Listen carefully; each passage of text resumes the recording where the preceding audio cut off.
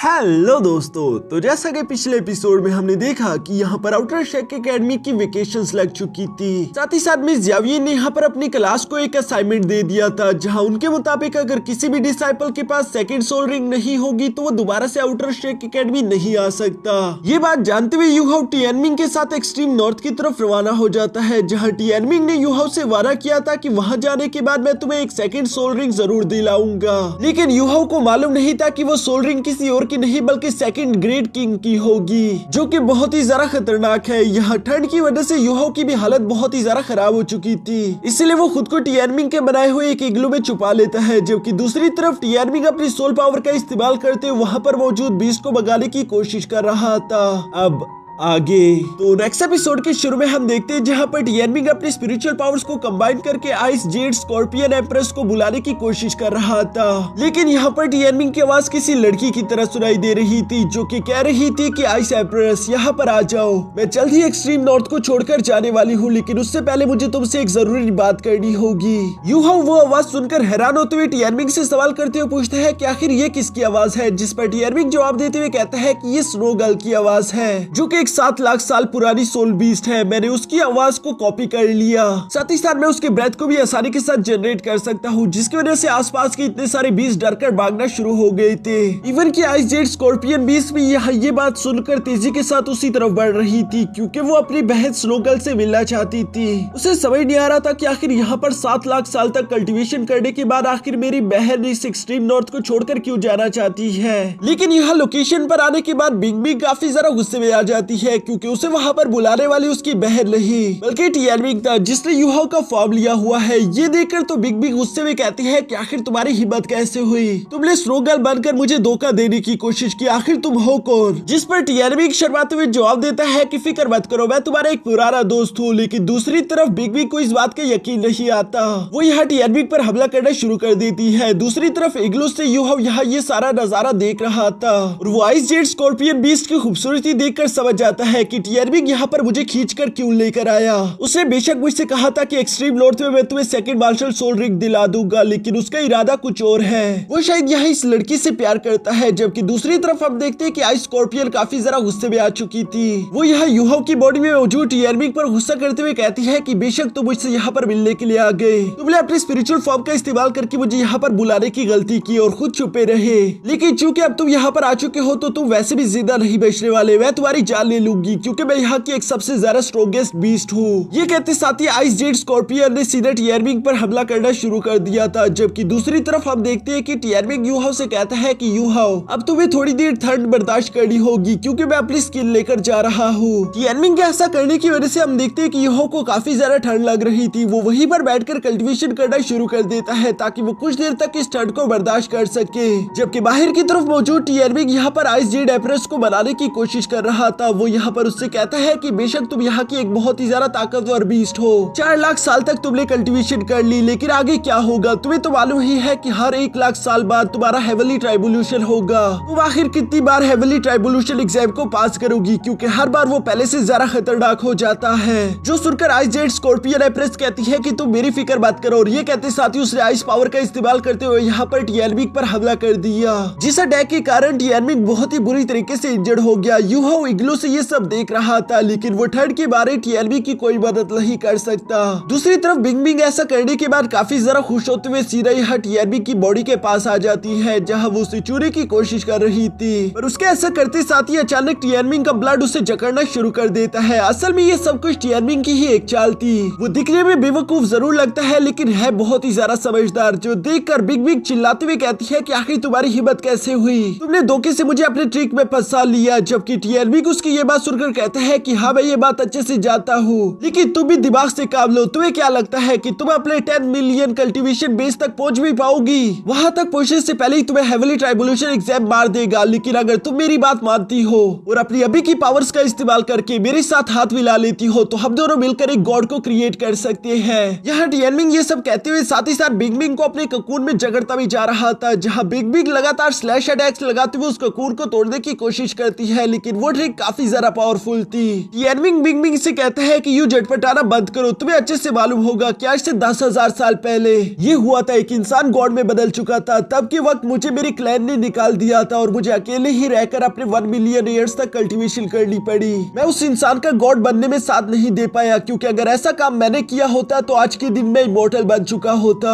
ये मौका Azure bull Python और टाइटन जायंट एप ने ले लिया है। वो दोनों भी अब तांगसन के साथ पूरी तरीके से इमॉर्टल हो गए। यहाँ बिंगमिंग उसकी ये बात सुनकर हैरान होते हुए कहती है कि आखिर तुम्हारे कहने का मतलब क्या है, जिस पर टियानमिंग जवाब देते हुए कहता है कि क्या तुम्हें मेरी बात समझ नहीं आ रही, अगर हम दोनों मिलकर एक गॉड को क्रिएट कर लेते हैं तो उसकी मदद से हम दोनों भी हमेशा हमेशा के लिए इमॉर्टल हो जाएंगे। हमें कभी भी हेवनली ट्राइब्यूलेशन एग्जाम की फिक्र नहीं रहेगी। मैं चाहता हूँ कि तुम अटैक करने में काफी ज्यादा बेहतर हो और मेरी स्पिरिचुअल पावर का इस्तेमाल करके हम इस लड़के को गॉड बना सकते हैं। इस काम के सक्सेसफुल होने के 50% चांस है, जबकि तुम मेरे साथ रहोगी। ये भी बहुत ही कमाल की बात है। असल में दोस्तों टियानमिंग बिग से प्यार करता है, जबकि बिग यहाँ पर टियानमिंग की ये सारी बातें सुनकर कहती है कि फिर तुम्हें क्या वो इंसान मिल गया जो कि गॉड बनने की काबिलियत भी रखता हो। टियानमिंग उसकी ये बात सुनकर यूहाओ को आवाज देते हुए कहता है कि यूहाओ फौरन यहाँ पर बाहर आ जाओ, जो कि ठंड से जमता हुआ सीधा उस इग्लू से बाहर गिर गया था। ये देखकर आइस स्कॉर्पियन कहती है कि क्या मजाक है, उसका तो फर्स्ट इंप्रेशन ही खराब हो चुका। जबकि दूसरी तरफ यूहाओ टियानमिंग की तरफ आते हुए कहता है कि टियानमिंग आखिर तुमने मुझे बताया क्यों नहीं कि तुम इस एम्प्रेस बिग से मोहब्बत करते हो।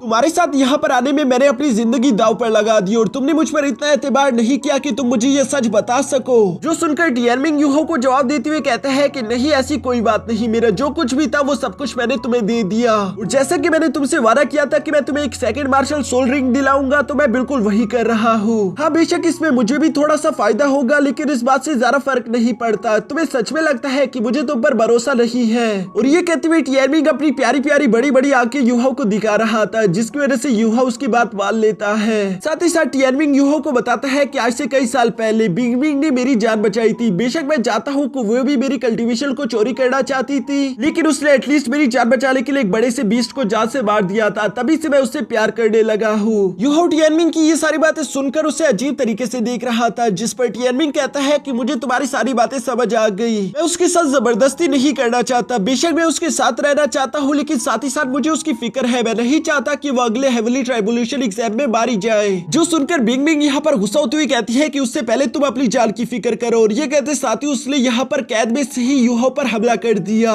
जिस हमले की वजह से वो चाहती तो यूहाओ को जान से मार देती। वो लास्ट मोमेंट पर रुकते हुए यूहाओ के बारे में कहती है कि ये लड़का तो काफी ज्यादा कमजोर है। बेशक अगर तुम्हारी बात सच भी है तब भी मुझे एक स्ट्रॉन्गर वॉरियर चाहिए होगा। जिस पर टियानमिंग जवाब देते हुए कहता है कि अगर तुमने एक स्ट्रॉन्गर मास्टर को चूज करने की गलती की तो फ्यूजन के बाद तुम उसकी विजडम सोल रिंग नहीं बन पाओगी। और वैसे भी तुम इस लड़की को जो देख पा रही हो ये दिखने में बेशक बहुत ही ज्यादा नॉर्मल होगा, लेकिन ये बाकी लोगों से बहुत ज्यादा खास है। मुझ पर यकीन रखो, मैं भी तो इस लड़के के साथ हूँ जिसने मेरी पावर्स को झेल लिया और इसी वजह से इसकी सोल पावर कई ज्यादा बढ़ जाती है, जो कि इसे महफूज बनाएगी। अगर तुम इस लड़के को चूज करती हो तो तुम आसानी के साथ इसकी विजडम सोल रिंग बन पाओगी, जो कि तुम्हारे लिए बेहतर होगा। बिंगमिंग कुछ ज्यादा इंटरेस्टेड नहीं लग रही थी, जिस पर यूहाओ बताता है कि ये लड़का अपनी स्पिरिचुअल आइस के मार्शल सोल के साथ पैदा हुआ। मेरी कल्टीवेशन की वजह से इसे बेसिक आइस एट्रीब्यूशन तो मिल गई, लेकिन अगर तुम इसके साथ खुद को कंबाइन कर लो तो फ्यूजन की वजह से ये मेरी बहुत सारी सोल पावर का इस्तेमाल करके खतरनाक से खतरनाक आइस अटैक्स कर पाएगा और तुम भी इसमें काफी ज्यादा ताकतवर हो जाओगी।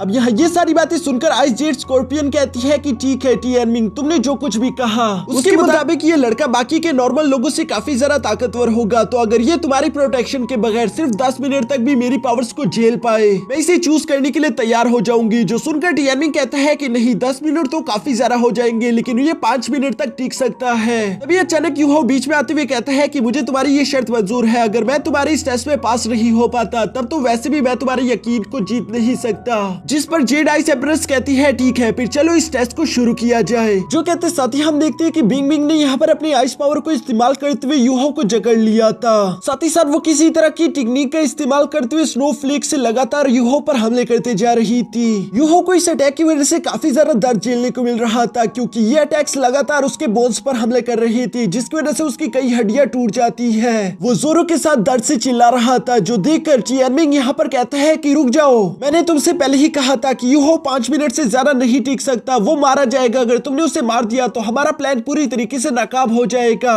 लेकिन बिंगमिंग तो ये सब सुनकर भी नहीं रुकती, जो देखकर टियानमिंग को अब गॉड इलेक्स से ही हेल्प मांगनी पड़ी। वो कहता है कि इलेक्स तुम्हें यूहाओ को बचाना ही होगा, अगर तुमने यूहाओ की मदद ना की तो वो मारा जाएगा, साथ ही साथ तुम भी मारे जाओगे। और दूसरी तरफ गॉड इलॉक्स की कॉन्शियस यहाँ पर टिएनमिंग से कहती है कि क्या तुम्हें युहाओ पर बिल्कुल भी भरोसा नहीं, उस पर भरोसा रखो, उसे खुद की ताकत का इस्तेमाल करते हुए इस टेस्ट को पास करना होगा। आइस जेड एम्प्रेस यानी बिंगमिंग को भी यहाँ पर गॉड इलॉक्स के बारे में सुनकर थोड़ी हैरानगी होती है, लेकिन वो फिर भी बिना रुके लगातार युहाओ पर हमले करती जा रही थी। जहाँ कुछ देर के अटैक की वजह से हम देखते हैं कि अचानक से युहाओ के दिल ने धड़कना बंद कर दिया, वो पूरी तरीके से फ्रीज हो चुका था, साथ ही साथ 10 मिनट भी पूरे हो चुके थे, जिसके बाद बिग बी कहती है कि मेरा वक्त पूरा हो गया। लेकिन दूसरी तरफ टिएनमिंग युहाओ के लिए काफी ज्यादा इमोशनल हो गया, क्योंकि शायद युहाओ मर चुका है। साथ ही साथ हम युहाओ को एक अनजान सी जगह में देखते हैं, जहाँ वो अपनी मॉम को देख पा रहा था। युहाओ की मॉम उसके पास आते हुए कहती है कि युहाओ तुम पहले से काफी ज्यादा ताकतवर हो चुके हो, लेकिन अभी तुम्हारा सफर कंप्लीट नहीं हुआ,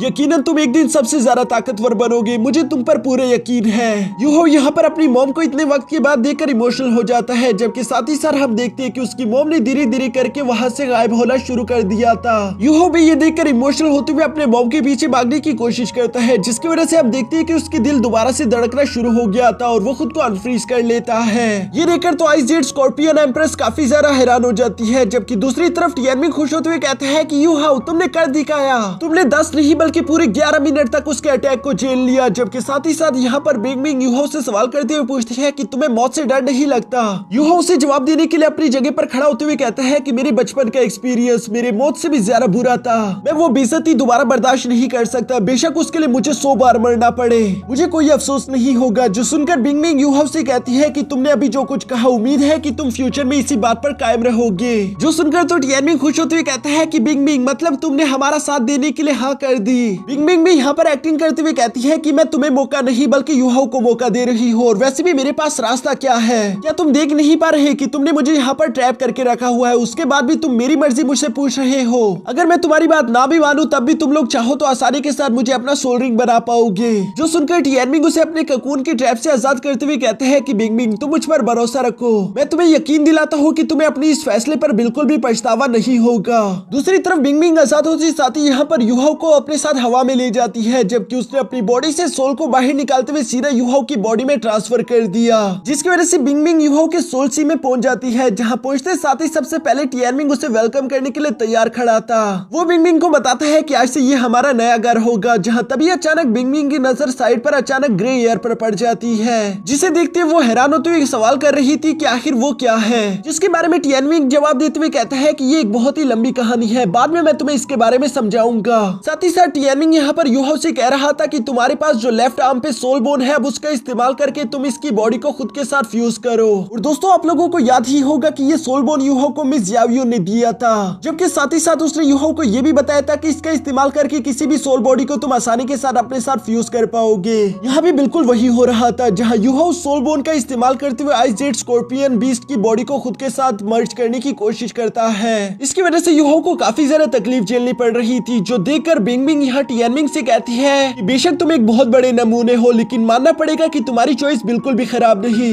वैसे तो बिंगमिंग काफी ज्यादा एटीट्यूड वाली लड़की है, लेकिन वो ना चाहते हुए भी यहाँ पर युहाओ की तारीफ कर रही थी। दूसरी तरफ बाहर हम देखते हैं कि फ्यूजन धीरे धीरे करके कंप्लीट होता जा रहा था। युहाओ की कमर पर स्कॉर्पियन डंग आ जाता है, जबकि उसकी सोल सी में आइस जेड स्कॉर्पियन बीस्ट का भी मार्शल सोल बन जाता है। इस फ्यूजन प्रोसेस ने वहाँ पर कई सारे स्कॉर्पियन बीस्ट को समन कर लिया था, क्योंकि उन्हें लग रहा था कि शायद उनकी महारानी किसी खतरे में होगी। लेकिन यहाँ पहुंचने के बाद उन बीस्ट को वहाँ पर अचानक ही एक तेज लाइट चमकने को मिलती है, यानी कि युहाओ की फ्यूजन कंप्लीट हो चुकी थी। और यहाँ युहाओ के स्कॉर्पियन फ्यूजन को देखकर वहाँ पर मौजूद सारे के सारे स्कॉर्पियन बीस्ट फौरन उसके सामने झुक गए थे, जैसे कि अब युहाओ उनका न्यू किंग बन चुका हो। दूसरी तरफ हम देखते हैं कि युहाओ की स्पिरिचुअल आइज भी चेंज हो चुकी, जो कि ग्रीन कलर की दिख रही थी। साथ ही साथ उसके माथे पर एक स्कॉर्पियन का भी निशान आ चुका था। साथ ही साथ युहाओ अपने मन में खुश होते हुए कहते हैं कि आखिरकार हम लोगों का ये फ्यूजन सक्सेसफुली कंप्लीट हो गया, जिसके साथ ही हम लोगों का ये एपिसोड यहीं पर खत्म हो जाता है।